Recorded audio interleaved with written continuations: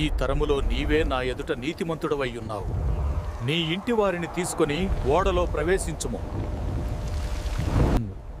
నోవహు తన భార్య, కుమారులు షేమ్, హామ్, యాఫెత్ మరియు వారి కోడన్రుతో ఆ ఓడలో ప్రవేశించిరి. నోవహు వయసు 600 సంవత్సరము. ఆ ప్రచండ జలములు భూమి మీద అత్యధికముగా ప్రబలినందున సమస్త నరులేమి చచ్చిపోయిరి.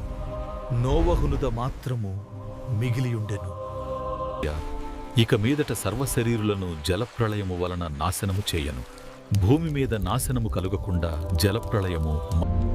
జలప్రళయం తరువాత నోవహు కుమారుల వంశముల నుండి జనములు భూమి అంతటా వ్యాపించిరి. దేవుడు నోవహును అతని కుమారులను ఆశీర్వదించి పలికెను. మీరు ఫలించి అభివృద్ధి పొంది భూమిని నింపుడి. నాకును మీకును సమస్త జీవరాశులకును మధ్య నా నిబంధనను నేను జ్ఞాపకము చేసుకొందును. ఇవి నోవహు కుమారులైన షేము, హాము, యాపెతు వారి వంశావళి. ఆ దినములలో భూమి యందంతటా ఒక్క భాషయు ఒక్క పలుకును ఉండెను.